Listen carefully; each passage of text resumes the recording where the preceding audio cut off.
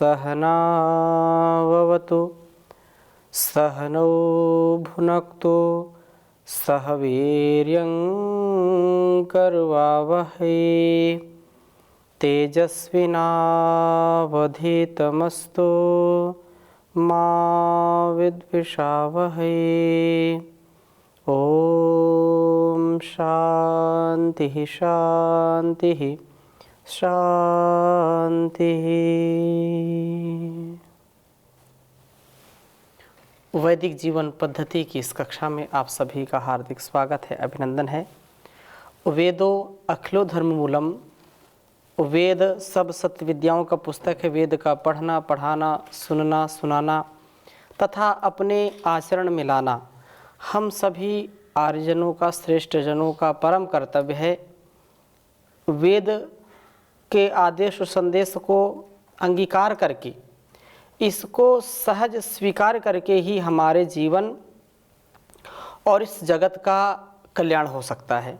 यदि हम वास्तव में मानवता की सच्ची सेवा करना चाहते हैं और अपने जीवन की उन्नति चाहते हैं, इस संसार की उन्नति चाहते हैं, तो वेद पथ के इस सुझाए गए जो वेद पथ के यात्री हम बने, वेद पथ से अर्थात सुपथ जो है, जो कल्याण का पथ है, इस पथ से ही हम अपने लक्ष्य की प्राप्ति का मन बनाएं। बिना इस पथ से चले हुए हम स्वयं भी अपना कल्याण नहीं कर सकते हैं और संसार का भी कल्याण नहीं कर सकते हैं। और उस परमात्मा की भक्ति के साथ उसकी जो कृपा है वह हमारे ऊपर बरसती है। हम वास्तव में इस परंपरा, जो ऋषि परंपरा है, उसको मान करके अपने बुद्धि बल को बढ़ाएं, अपने मनोबल को बढ़ाएं, आत्मबल को बढ़ाएं। यही हमारे लिए मुक्ति का मार्ग प्रशस्त करने वाले हैं। यदि हमारी बुद्धि ठीक नहीं है, हमारे विचार ठीक नहीं है, हमारा मन ठीक नहीं है, तो हम भ्रष्ट हो जाते हैं, पथभ्रष्ट हो जाते हैं। हम जीवन की इस पवित्रता, शुचिता से युक्त उत्तमोत्तम व्यवहार से च्युत हो जाते हैं, पतित हो जाते हैं। अतः परमात्मा से हम प्रार्थना करें, क्योंकि परमात्मा ही हमको शुद्ध बुद्धि देने वाले हैं, शुद्ध ज्ञान देने वाले हैं, और उस ज्ञान के अनुसार ही अपने जीवन को हम जीने वाले बने। ज्ञान जैसा जैसा हमने जाना है वैसा ही जीने का प्रयत्न करें, वैसा ही प्रयास करें। इससे विपरीत यदि कोई आचरण करते हैं तो वह आत्महंता व्यक्ति होता है, आत्महनन करने वाला होता है। जानबूझ नर करे ढिठाई की बात आ जाती है कि हम जानबूझ करके उस सद्वृत्त को, सद्गति को प्राप्त नहीं कर पाते हैं। आज के वेद स्वाध्याय में तीसरे मंडल के 62वें सूक्त के 11वें मंत्र का हम स्वाध्याय करेंगे। बहुत ही छोटा मंत्र है, लेकिन बहुत ही सुंदर मंत्र है, प्रेरणादायक मंत्र है, और इसको स्मरण भी कर सकते हैं। मैं लिख देता हूँ पहले।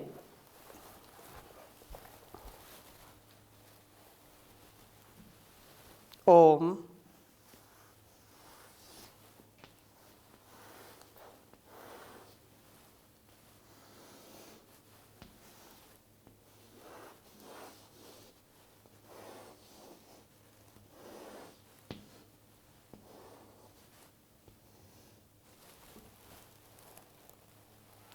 देवस्य सवितुर्वयम्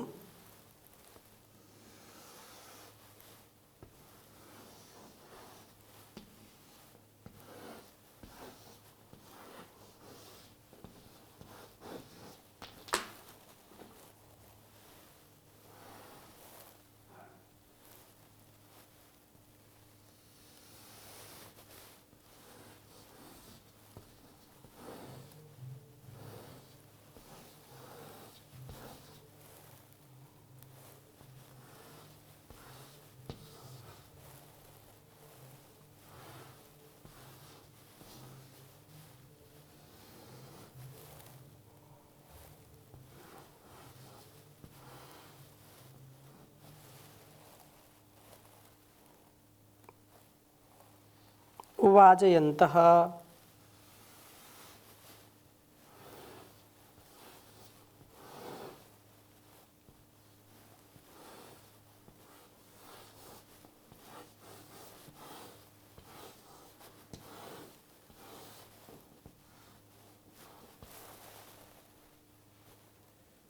पुरंध्या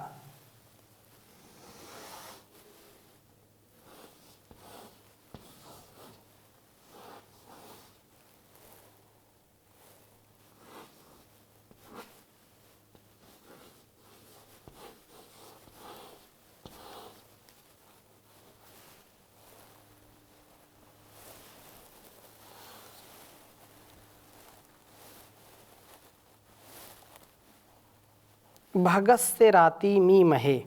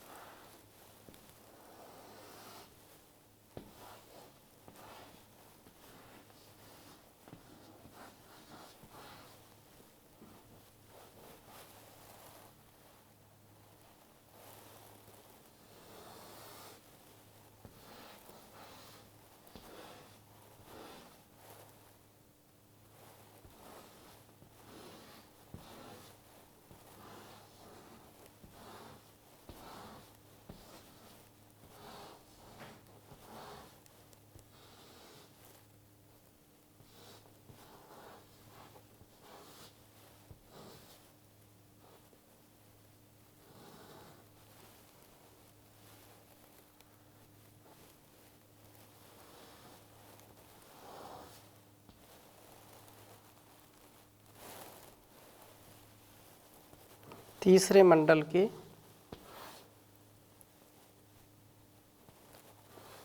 62वें सूक्त का यह 11वां मंत्र है।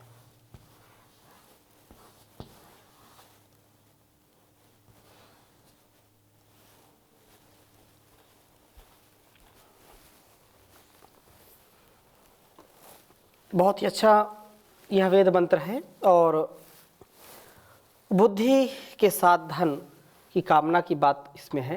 ओम देवस्य सवितुर्वयं वाजयन्तः पुरंध्या भगस्ते रातिमीमहे। ओम देवस्य सवितुर्वयं वाजयन्तः पुरंध्या भगस्य रातिमीमहे। देवस्य सवितुर्वयं वाजयन्तः पुरंध्या भगस्य राति मीमहे। वाजयन्तः वाद्य शक्ति को बोलते हैं और वाजयन्तः अर्थात शक्ति की कामना करते हुए। बिना शक्ति के तो हमारे जीवन की उन्नति हो ही नहीं सकती है। भारतवर्ष ऋषियों का देश है और इस देश में आदिकाल से ही, प्राचीन काल से ही हम शक्ति के उपासक रहे हैं। वीर भोग्या वसुंधरा, जिनमें वीरता है, धीरता है, गंभीरता है, जो शक्तिमान है, बुद्धिमान है, बलवान है, धनवान है, प्रज्ञावान है, वही अपना कल्याण कर सकते हैं, दूसरों का कल्याण कर सकते हैं। जो शक्तिहीन है, जो वीरहीन है, जो तेजहीन है, जो बलहीन है, निर्धन है, केवल धन यही द्रव्य नहीं है, पैसे रुपए ही धन नहीं है, ये भी एक है, परंतु जो आत्म बल से युक्त नहीं है, जो मनोबल से युक्त नहीं है, धन कितना भी अपार हो, वो बलहीन ही व्यक्ति कहलाएगा। इसलिए सच्चा धन जो बुद्धिमान नहीं है, प्रज्ञावान नहीं है, वह व्यक्ति कितना भी धनी हो, लौकिक जो पदार्थ हैं सुख भोग के, कितना भी वह प्रचुर मात्रा में अपने पास रखता हो, उससे युक्त हो, लेकिन कभी भी अपनी संकीर्णता से मुक्त नहीं हो सकता। अतः शक्ति की कामना करते हुए वयम, हम, ओम देवस्य सवितुर्वयं वाजयन्तः, हम बहुवचन का प्रयोग किया है। अहम आवाम वयम, ये हमारी परंपरा है कि केवल मैं ही नहीं अपितु हम सब, संगच्छध्वम संवदध्वम संवो मनांसि जानताम देवा भागम यथा पूर्वे संजाना न उपासते।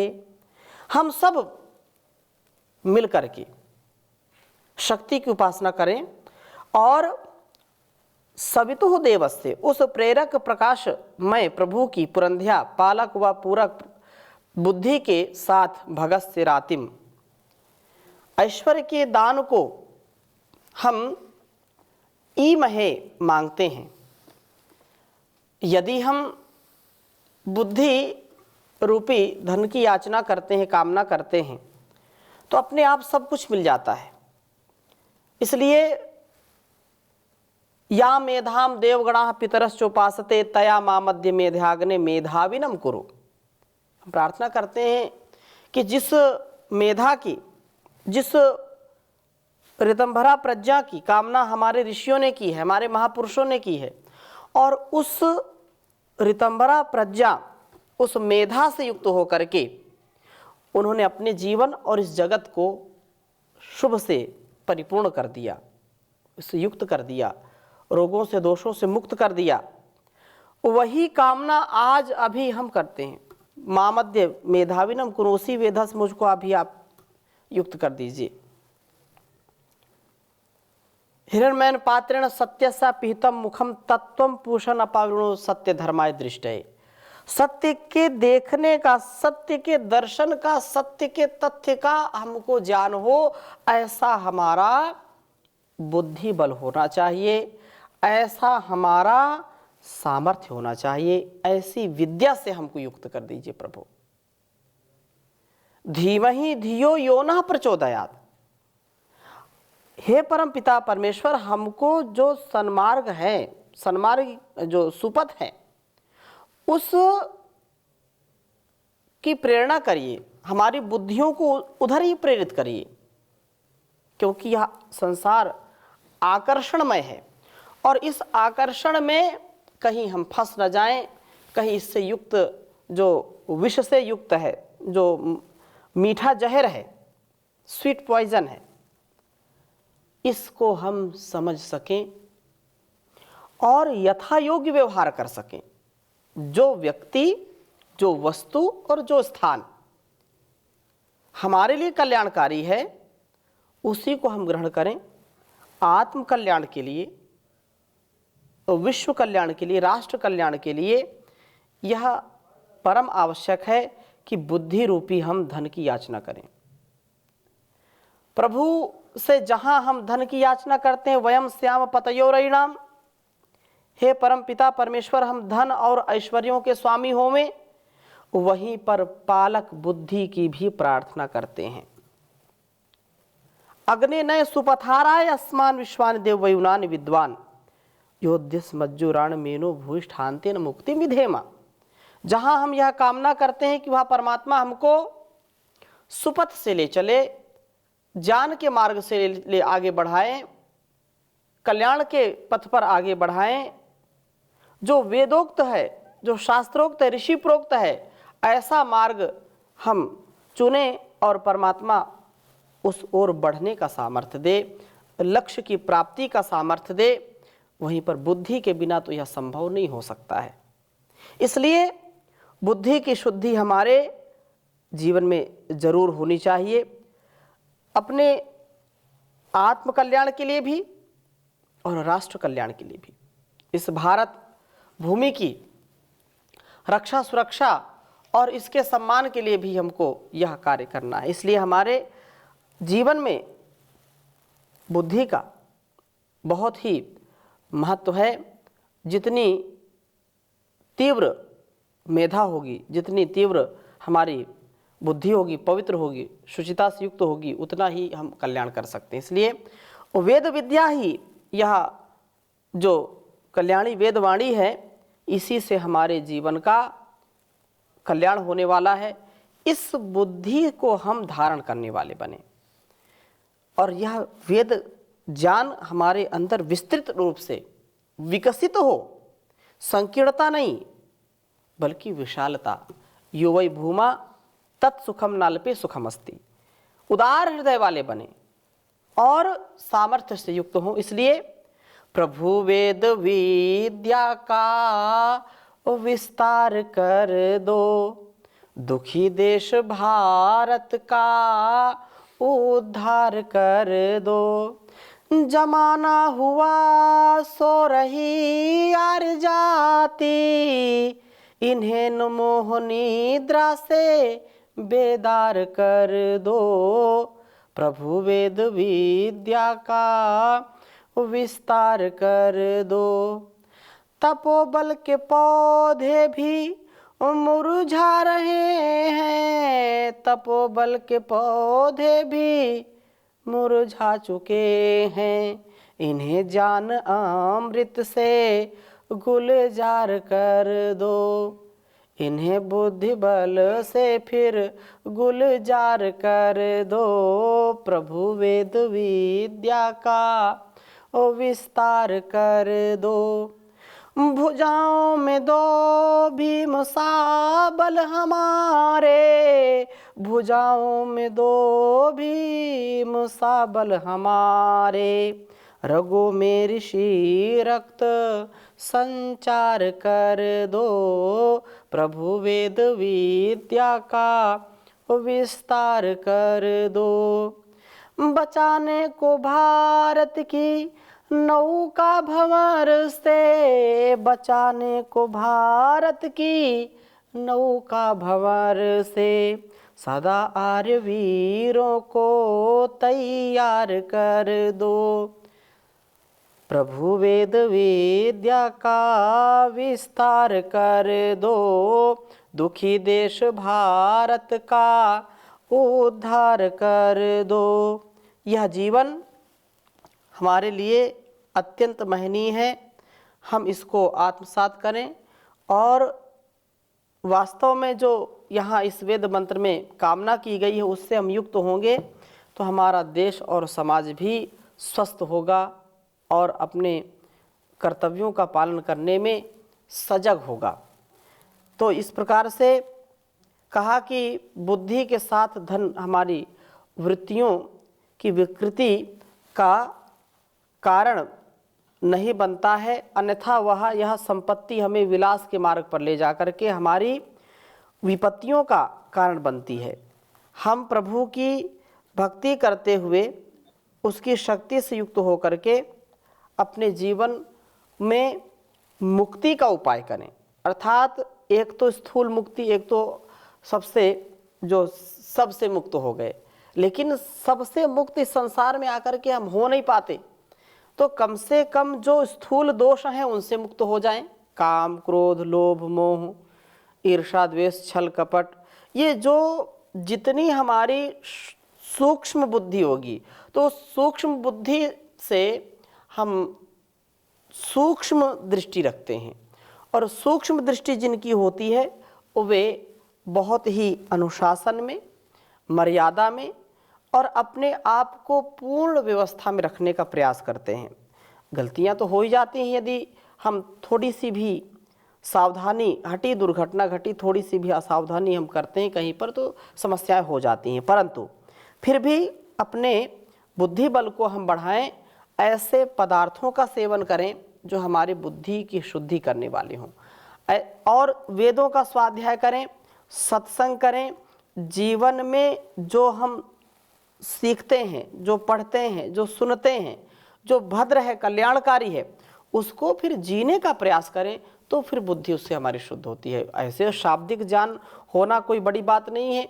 हजारों हजारों श्लोक मंत्रों का कोई व्यक्ति सूत्रों को रट ले, लेकिन रटने मात्र से उसका लाभ नहीं मिलेगा। उसको अपने मन, वाणी और व्यवहार में, शरीर से जो चेष्टाएं होती हैं उनमें उसका आधान करना पड़ेगा, तो ये जीवन और जगत की समस्याओं का समाधान होगा। प्रभु हमको ऐसा बनाए और उस समय हम शक्ति संपन्न बनने के स्थान पर कहीं क्षीण शक्ति वाले ना हो जाएं, जब हमारी बुद्धि ही हमको ले जाए नरक में। प्रभु हमें बुद्धि के साथ धन भी दे, बुद्धि पहले और धन पीछे, क्योंकि यदि बुद्धि ठीक नहीं है, धन पहले दे दिया तो धन तो फिर व्यक्ति को ऐसे यहाँ संसार जाते हैं, निधन ही होता है। जब व्यक्ति का मरण हो जाता है तो हम कुछ भी ले नहीं जा सकते यहाँ से। लोग बोलते हैं उसका अमुक व्यक्ति का आज निधन हो गया, निर्धन हो गया। संसार से कोई भी धन नहीं ले जा सकता है। और एक ही धन है जो हमारे शुभ कर्मों का धन है, शुभ संस्कारों का धन है। इसमें हम कहीं पीछे ना रह जाएं। तो संसार का जो भौतिक धन है वो बाद में हमको मिले, सबसे पहले बुद्धि। इसलिए पहले ब्रह्मचर्य काल से विद्यार्थियों को शिक्षा दी जाती। प्रथमे न अर्जितम विद्या, द्वितीय न अर्जितम धनम, तृतीय न अर्जितम पुण्यम, चतुर्थे किम करिष्यति। ये बात कही जाती है कि सबसे पहले विद्या आनी चाहिए, बुद्धि बल आना चाहिए, बुद्धि ज्ञान से युक्त हो। हमारी जो बुद्धि है उसको हम श्रेष्ठ बनाएं, उसमें हम कभी भी कोई भी समझौता ना करें। यही ब्रह्मचर्य काल से, बचपन काल से हमारा यह कार्य शुरू हो जाता है। और इस प्रकार से धन ठीक विनियुक्त होकर के हमारी शक्ति को बढ़ाने का साधन होता है। सबसे पहले बुद्धि की शक्ति, प्रबल और सूक्ष्म बुद्धि, फिर उसके साथ हमारे पास धन, संपत्ति, ऐश्वर्य, यश, कीर्ति होनी चाहिए। और उससे फिर हमारी शक्ति बढ़ती है। शक्ति का भी संपादन हम करने वाले बने तो ये जो शक्ति संसाधन बढ़ा करके भक्ति के साथ जीवन को जीते हैं तो वो बहुत ही सुंदर बनता है जीवन। हम इस प्रकार से यज्ञी जीवन जीने वाले बन जाते हैं। जो भी हमने धन, संपत्ति, ऐश्वर्य, यश, कीर्ति पाई है, जो बुद्धि रूपी साधन पाया है, वो किस में खर्च होगा? फिर अच्छे अच्छे कार्यों में, कल्याणकारी कार्यों में, यज्ञी कार्यों में, अपना भी जिसमें कल्याण हो और समाज का, संसार का भी कल्याण जिसमें हो। इसलिए फिर इसी में 12वां मंत्र बहुत ही सुंदर इसमें चर्चा की है कि ओम देवम नरः सवितारम विप्रायज्ञ सुविकृतिभिः नमस्यन्ति धियेषिताः। 12वें मंत्र में कहा कि नरः, जो यज्ञादि उत्तम कर्मों का प्रणयन करने वाले, विप्राह, अपने विशेष रूप से पूर्ण करने वाले, धिया इशिताः, बुद्धि से प्रेरित होने वाले, अर्थात सब कार्यों को बुद्धि पूर्वक करने वाले होने चाहिए। अब लोग बुद्धि को खराब करने वाले काम तो खूब करते हैं, लेकिन बुद्धि की शुद्धि के लिए काम बहुत कम होता है। जहां भी देखो अनावश्यक चर्चा, अनावश्यक खान पान, मादक द्रव्यों का सेवन जो बुद्धि को खराब करते हैं, नशीले पदार्थों का सेवन करते हैं, सत्संग नहीं करते, स्वाध्याय करते नहीं हैं, ध्यान करते नहीं हैं, प्राणायाम करते नहीं हैं, जो बुद्धि को बढ़ाने वाले हैं, बुद्धि को सूक्ष्म करने वाले हैं। लेकिन ऐसे व्यक्तियों से, ऐसे पदार्थों से, ऐसे स्थान से लोगों की ज़्यादा आसक्ति हो जाती है, रुचि हो जाती है। जहाँ पर बुद्धि को खराब करने, उल्टे काम करने वाले लोग जहाँ होंगे वहाँ ज़्यादा व्यक्ति जाता है। तो इससे कभी बुद्धि की शुद्धि नहीं होती। बुद्धि विशेष रूप से जो यज्ञ कर्म में लगे हों, धिया इशिता, बुद्धि से प्रेरित करने वाले, अर्थात सब कार्यों को बुद्धिपूर्वक करने वाले लोगों के संग में रहना और विवेक पूर्वक, वैराग्य पूर्वक जीवन जीने की चर्चा है। सवितारम देवम, उस प्रेरक प्रकाश प्रभु को यज्ञों से लोकहित के लिए किए गए कर्मों से तथा सुविकृति भी उत्तमता से पाप वर्जन द्वारा नमस्यन्ति, पूजते हैं।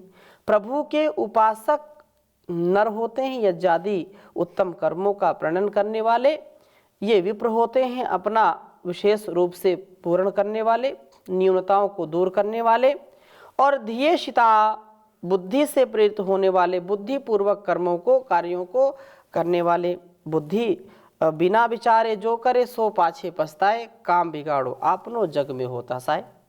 तो अच्छे लोग होते हैं वो गलत कार्य नहीं करते हैं, सोच विचार करके कार्य करते हैं।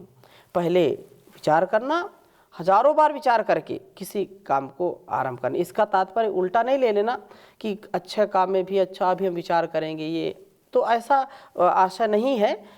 गलत कार्य कभी भी ना करें, अच्छे कार्य के लिए सदा उस परमात्मा के द्वारा जो प्रेरणा हमको मिलती है उसके लिए हम उद्यत रहें। तो यहाँ कहा बुद्धिपूर्वक कार्यों को करने वाले हों। ये प्रभु के उपासक प्रभु की उपासना यज्ञों और शुभ कृत्यों सुवृत्तियों से अपने कार्यों को करते हैं। तो सुवृत्ति भी ये जो कहा इसमें, ये प्रभु यज्ञादि उत्तम कर्मों का जो करना ही प्रभु की उपासना है। और सुवृत्ति अर्थात अच्छी प्रकार पाप वर्जन से प्रभु की उपासना होती है। बिना पाप वर्जन के अधर्म, अन्याय, झूठ से, असत्य से जो हम कर्म करते हैं, आसक्ति से जो कर्म करते हैं, उससे कभी भी हम उस प्रभु की उपासना ठीक नहीं कर पाएंगे। तो हम यज्ञों व पाप वर्जन के द्वारा प्रभु की उपासना करते हुए आगे बढ़ें, अपनी न्यूनताओं को दूर करने और बुद्धि को शुभ कर्मों में लगाने का प्रयत्न करें। इसी से कल्याण होगा। गलत कार्यों के लिए कभी भी मन में आए तो भी गलत कार्य नहीं करना, और अच्छे कार्यों में इच्छा न होने पर उनको करना, यही इस वेद मंत्र का संदेश है। हम धन रूपी जो संसार का धन है उसके साथ साथ बुद्धि का धन अवश्य मांगे, और उसके लिए जो सात्विक आहार है, सात्विक विचार है, सत्संग है, स्वाध्याय है, संध्या है, हवन है, उनका अनुष्ठान करें, जिससे हमारी बुद्धि सूक्ष्म होती है और हम जीवन में जो चाहते हैं वो पाते हैं। इन्हीं शुभ कामनाओं के साथ आज की कक्षा को यहीं पर विराम देते हैं। ओम शांति शांति शांति।